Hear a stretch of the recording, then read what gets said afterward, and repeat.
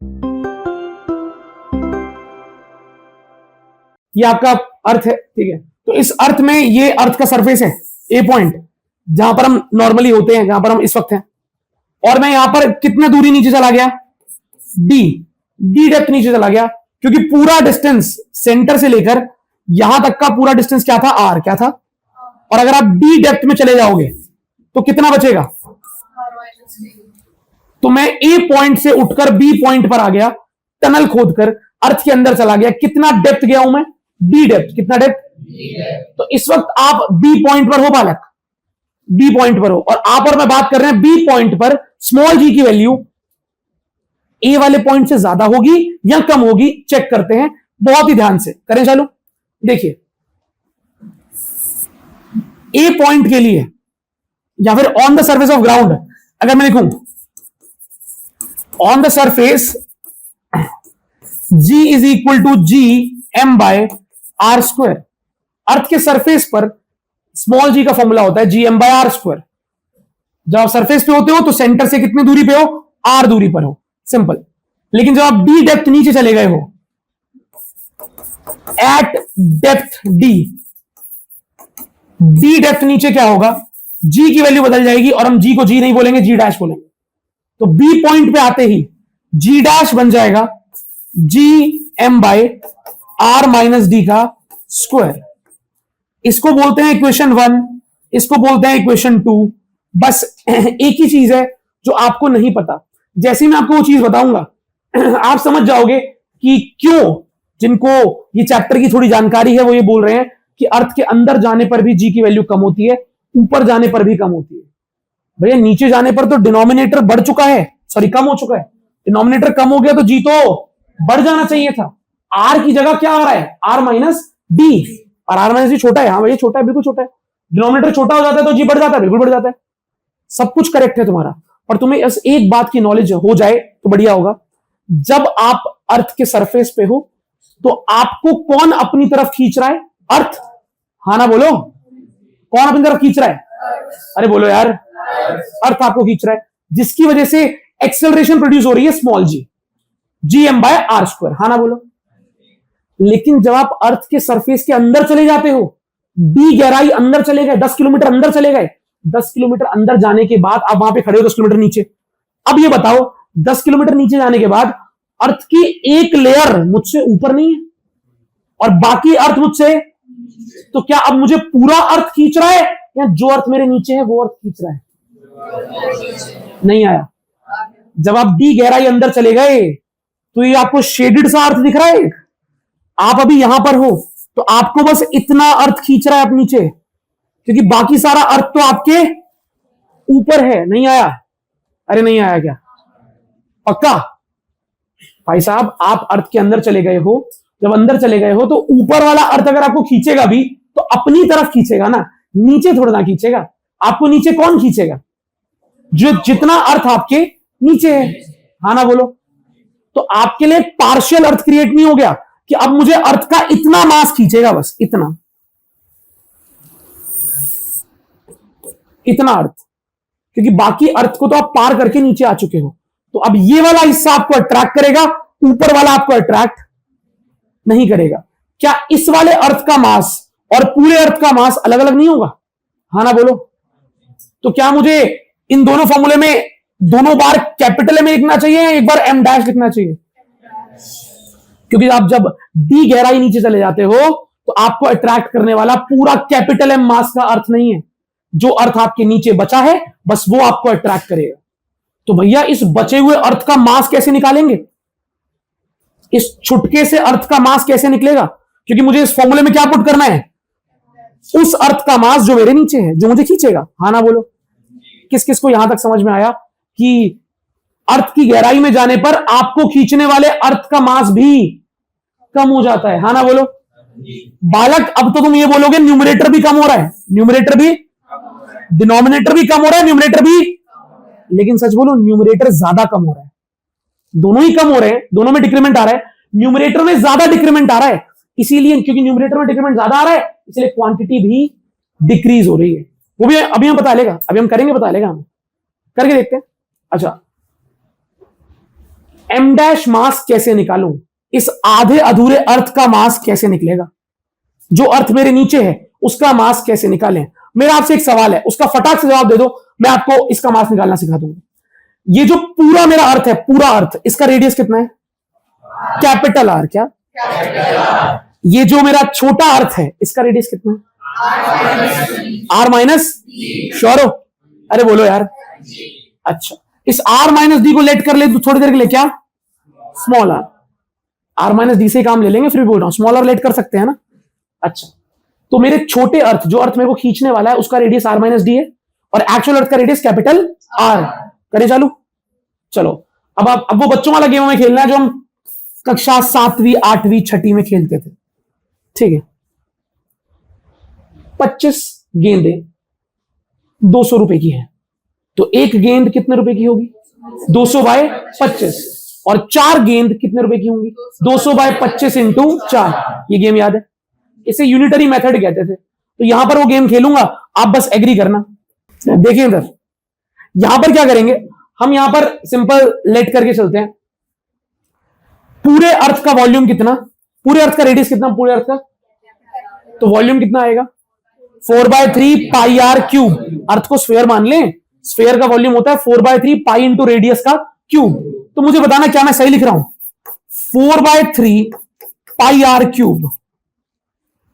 इतनी वॉल्यूम का अर्थ जब था, पूरा अर्थ, तो उसका मास था कैपिटल एम। तो जब यूनिट वॉल्यूम होगी, यूनिट वॉल्यूम का मास क्या होगा? m upon 4/3 pi R cube. Sure? Agree? अच्छा, और अभी मेरे पास जो मेरा अर्थ है, जिसका वॉल्यूम, जिसका मुझे मास निकालना है, उस अर्थ का वॉल्यूम कितना है? आर माइनस डी तो रेडियस है, 4/3 पाई आर माइनस डी का क्यूब। इतने अर्थ का मास कितना होगा?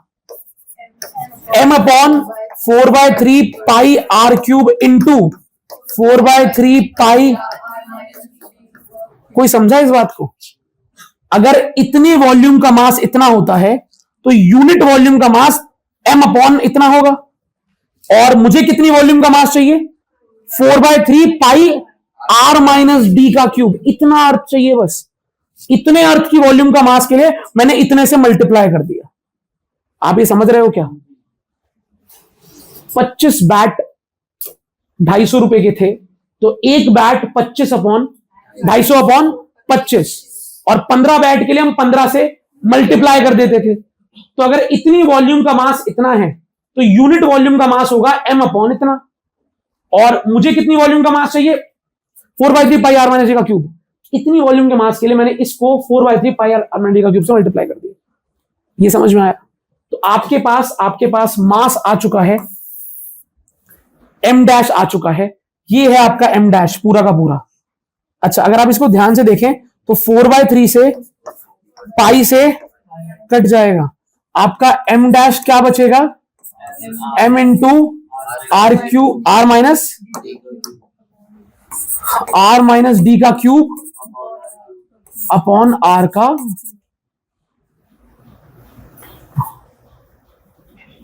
यहां तक समझ में आया आपको कि नहीं आया? श्योर हो? पक्का श्योर हो? तो फिर वैल्यू पुट कर दूं, यहां पे जी। इक्वेशन 3 में m डैश निकाला है, इक्वेशन 2 में m डैश की वैल्यू पुट कर देते हैं। तो मुझे g डैश ही तो निकालना था, नया वाला g कितना है। तो मैंने फ्रॉम इक्वेशन 3 and 2, बताना सही जा रहे हैं क्या? g dash is equal to g, m dash की वैल्यू है m r माइनस डी का क्यूब अपॉन r क्यूब, और पहले से अपॉन में कौन है? r माइनस डी का स्क्वायर। सही है? ये मैंने वैल्यू पुट करी है, ये देखो, ये मैंने वैल्यू पुट कर दी किसकी? m डैश की। तो m डैश की वैल्यू पुट कर दी, क्या क्यूब से स्क्वायर कट जाएगा? ये क्यूब 1 बन जाएगा और पूरा का पूरा स्क्वायर कट जाएगा। तो क्या बन गया? g dash is equal to G M R minus D upon. क्या मेरी बात मानो तो बताओ, क्या मैं नीचे वाले आर क्यूब को आर स्क्वायर इंटू आर लिख सकता हूं? एग्री करना भाई। क्या मैं नीचे वाले आर क्यूब को आर स्क्वायर इंटू आर लिख सकता हूं? देखो भाई, आर माइनस डी का क्यूब था यहां पे, ये क्यूब पावर 2 से कट गया, एक पावर बच गई, नीचे आर क्यूब था, मैंने क्यूब को आर स्क्वायर इंटू आर लिख दिया। क्यों भैया? क्योंकि यार मुझे ना यहां पे कुछ बनता हुआ दिख रहा है। इक्वेशन 1 को देखो, जीएम बाय आर स्क्वायर किसकी वैल्यू थी? ये जी तो बन गया, तो मैंने लिख दिया G dash is equal to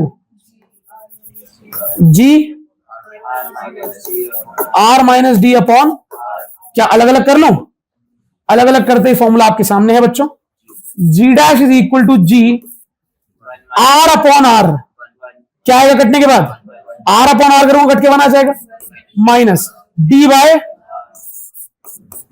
अच्छा, इस फॉर्मूले में मैंने कोई स्पेशल केस नहीं लिया, ये फॉर्मूला एक्चुअल में ही ऐसा आया है।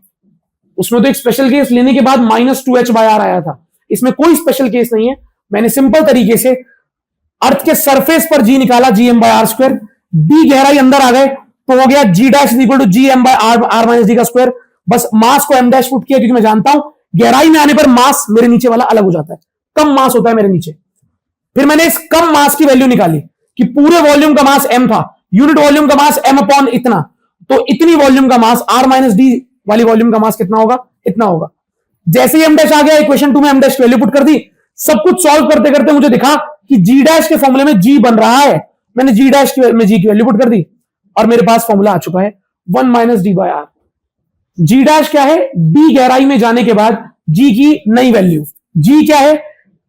अर्थ के सरफेस पर जी की वैल्यू इतनी थी, डी है वो डेप्थ जितना आप अंदर गए हो, और आर है अर्थ का रेडियस, तो आपने डी डेप्थ अंदर जाकर जी की वैल्यू कितनी कम हो जाती है वो निकाल लिया। भैया कम हो रही है, अरे माइनस नहीं दिख रहा तुम्हें? दिख रहा है माइनस? नहीं दिख रहा, कोई बात नहीं, अगर नहीं फील हो रहा तो इस जी को अंदर ले जाओ, G dash is equal to, multiply कर दो जी को अंदर, G minus G D by R. तो अर्थ के सरफेस पर जी की वैल्यू इतनी थी और डी डेप्थ नीचे जाने पर इसमें से कुछ माइनस हो गया ना, जी माइनस समथिंग, तो कम हो गई वैल्यू।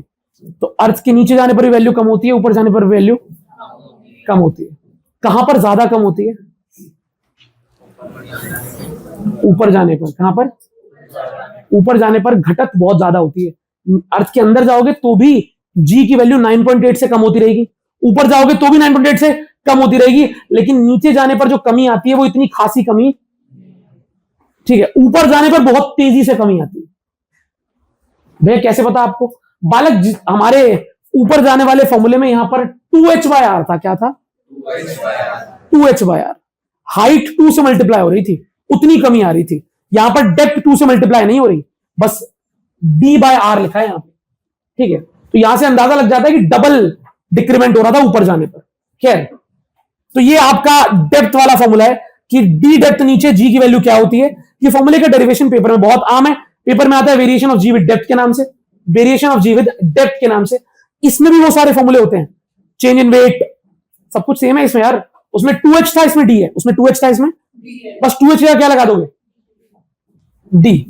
तो देखो यार यहां पे क्या लिखा है, g decreases both with the increase in height with the increase in. अब हाइट ऊपर जाओगे तो भी जी कम होगा और डी डेप्थ में जाओगे तो भी जी, क्योंकि नीचे जाने पर आप अर्थ के सेंटर के पास तो जा रहे हो, लेकिन आपके नीचे वाले अर्थ का मास भी तो कम हो रहा है जो आपको खींच रहा है। छोटा अर्थ होगा तो कम ताकत से खींचेगा, कम acceleration. So it is maximum at surface of the earth and zero at the centre of the earth. अब क्या लाइन बोली इसने? इसने बोला कि अर्थ के सरफेस पर जी की वैल्यू मैक्सिमम है। कैसे भाई? मैक्सिमम ही तो होगी, ऊपर जाने पर भी कम हो रही है, नीचे जाने पर भी कम हो रही है, तो सबसे ज्यादा कहां पर है? सरफेस पे। कहां पर है? सरफेस। और अगर आप बिल्कुल अर्थ के सेंटर पे ही पहुंच गए, अगर मैं अर्थ के सेंटर पे पहुंच गया तो मेरे को खींचने वाला मास कहां है? मेरे नीचे कोई अर्थ है क्या? नहीं, मैं तो बिल्कुल सेंटर पे हूं। जितना मास मेरे इस तरफ है उतना उस तरफ, जितना ऊपर उतना। अगर हर तरफ से बराबर खींचोगे तो नेट फोर्स क्या होगा? तो अर्थ के बिल्कुल सेंटर पे जाने पर एक्सेलरेशन और फोर्स दोनों क्या हो जाते हैं? स्मॉल जी की वैल्यू हो जाती है 0। तो अर्थ के सेंटर पर स्मॉल जी होता है 0, सरफेस पर होता है मैक्सिमम, क्या होता है? और ऊपर और नीचे जाने पर कम हो जाता है, ऊपर और नीचे जाने पर। तो variation of G with height and depth clear है आपको? हाँ हाँ, फॉर्मूले समझ में आए? डेप्थ के कुछ फॉर्मूले यहां पर इलेबोरेट कर रखे हैं। The decrease in the value of G, कितना डिक्रीमेंट आता है? D into G by R. कितना चेंज आया? परसेंटेज चेंज भी निकाल सकते हो। वहां पर क्या था? 2h बाय आर इंटू 100, यहां पर 2h जगह क्या आ गया, डी बाय आर इंटू 100। तो ये परसेंटेज चेंज इन जी है, ये चेंज इन जी, ये परसेंटेज चेंज इन जी। ऐसे चेंज इन वेट भी निकाल सकते हो, मास और आ जाएगा उसमें mg। तो mg minus mg dash is equal to m into G D, m into G D by R. Mass से मल्टीप्लाई कर दें तो